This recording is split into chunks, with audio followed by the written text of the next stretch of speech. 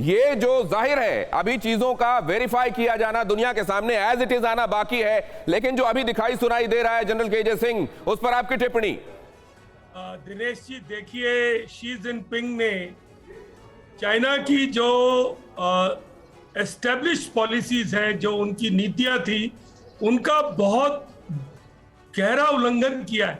68 साल की उम्र की सीमा थी, जिसके बाद जो लीडर होते थे वेन जी बाओ और हु जिनताओ, ये सब हट गए थे और डेंग जियाओपिंग ने एक सिस्टम बनाया था जिसमें कि 68 की उम्र के बाद आप नहीं जा सकते।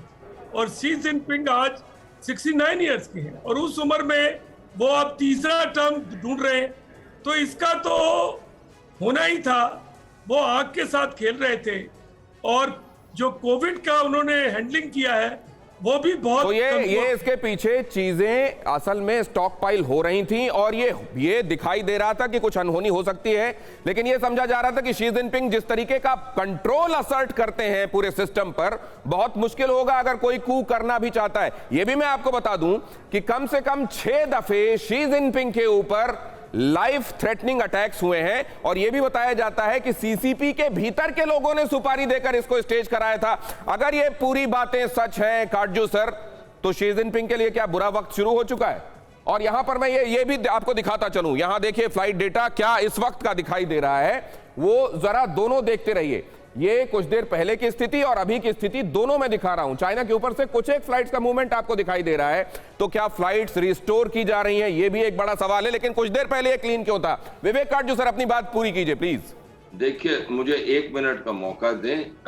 बड़े सीनियर एयरफोर्स ऑफिसर हमारे साथ हैं, वो इस पे ज्यादा प्रकाश डाल सकेंगे। लेकिन फ्लाइट डेटा का, अगर वहां फ्लाइट्स नहीं हो रही तो फ्लाइट्स 3 किस्म की हों। एक तो अंतरराष्ट्रीय फ्लाइट्स, दूसरी डोमेस्टिक फ्लाइट्स चीन की, ये सिविलियन फ्लाइट्स हो, तीसरी मिलिट्री फ्लाइट। अब अगर अंतरराष्ट्रीय फ्लाइट्स जो कि चीन के ऊपर से जा रही हैं, चीन की वायु सीमा के ऊपर से, या चीन में नहीं जा रही हैं, तो उसकी पुष्टि तो दुनिया भर में होगी, क्योंकि चीन के जो अधिकारी हैं वो फ्लाइट्स को अपनी जहां से वो उड़ान भरती हैं वहीं से उनको रोकेंगे।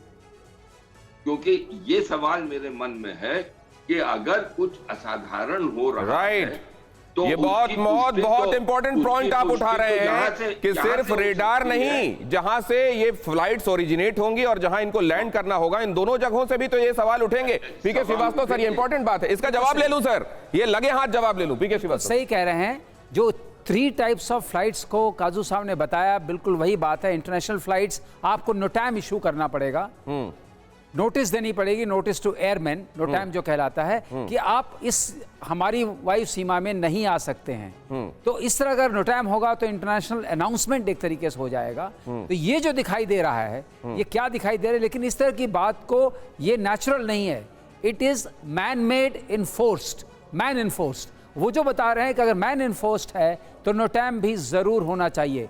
डोमेस्टिक फ्लाइट्स के लिए भी इशू होगा, इंटरनेशनल फ्लाइट्स के लिए भी इशू होगा, वो मिलिट्री फ्लाइट्स के लिए वैलिड नहीं। तो क्या ये मुमकिन है सर कि इन खबरों के भी आने में वक्त लग रहा हो, ये तुरंत में आपको एक रेकनिंग मिल रही है कि एक्चुअली हो क्या रहा है, वो चीजें धीरे धीरे दुनिया के सामने आए, क्या ये मुमकिन है? ये आपने जो ये खुलासा किया है, अगर ये सही है तो अपने आप में इससे बड़ा खुलासा टीवी स्टूडियो में ऑनलाइन और रियल टाइम हुआ नहीं है।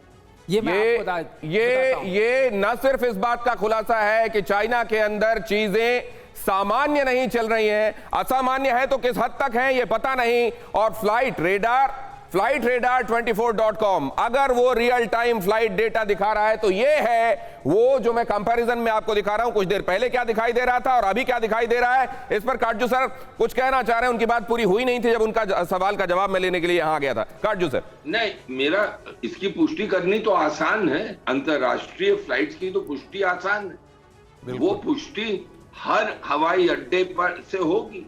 और इस वक्त तो दुनिया भर में हलचल होती, क्योंकि फ्लाइट्स जो टेक ऑफ नहीं कर रही होती तो फिर हमें सब पता चलता। हाँ, ये आप जो कह रहे हैं असाधारण दिख रहा है हमें, लेकिन मुझे इसमें यही मेरे मन में प्रश्न है कि भाई अगर ये सही है तो दुनिया भर में हर हवाई अड्डे पे हलचल क्यों नहीं मची? ये बड़ी बात है सर। क्या ये मुमकिन है कि फ्लाइट्स के रूट को डाइवर्ट किया गया हो, ये कहा गया हो कि इस एयर स्पेस को अभी मत लीजिए आप, और जो अल्टरनेटिव है आपके पास उसको लीजिए? ये ऐसा कैसे हो सकता है कि इसको लेकर वैसे तुरंत मचनी चाहिए हलचल? नहीं दिनेश, हलचल मचेगी, जो काजू साहब कहे बिल्कुल हलचल मचेगी, क्योंकि हर फ्लाइट के डाइवर्जन के लिए आपको नो टाइम तो इशू ही करना पड़ेगा।